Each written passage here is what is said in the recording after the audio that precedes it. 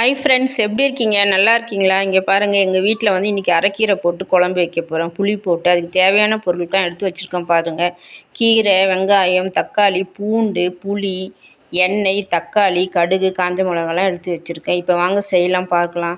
இப்போ வந்து எண்ணெய் ஊற்றிடுங்க. எண்ணெய் ஊற்றிட்டு ஜீரகம் போடுங்க.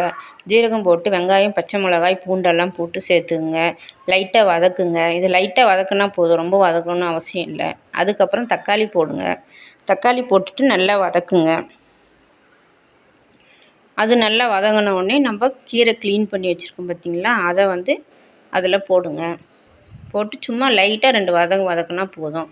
அதுக்கப்புறம் புளி, நெல்லிக்காய் அளவு நம்ம எடுத்து வச்சுருக்கோம்ல, அந்த புளியை நம்ம இப்போ சேர்த்துக்கணும். சேர்த்துட்டு தேவைக்கேற்ற தண்ணி ஊற்றி குக்கரில் நம்ம வச்சிடணும்.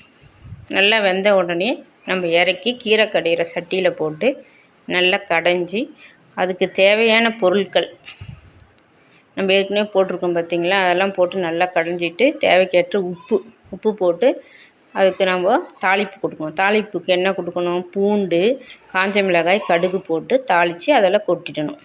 உங்கள் வீட்டில் நீங்கள் எப்படி கீரை செய்வீங்கன்னு எங்களுக்கு கமெண்டில் பண்ணுங்கள். நாங்கள் இப்படி தான் செய்வோம். எங்களுக்கு இப்படி செஞ்சால் தான் பிடிக்கும். உங்களுக்கு இது நான் செய்கிற ஸ்டைல் உங்களுக்கு பிடிச்சிருந்தா எங்களுக்கு கமெண்ட் பண்ணுங்கள். ஜாக்கிக்கு சப்போர்ட் பண்ணுங்கள். எங்கள் சேனலுக்கு சப்போர்ட் பண்ணுங்கள். லைக் பண்ணுங்கள். கீரை குழம்பு எப்படி இருக்குன்னு செஞ்சு பார்த்துட்டு எங்களுக்கு சொல்லுங்கள். உங்களுக்கு பிடிக்கும்னு என்று நம்புகிறேன். நன்றி.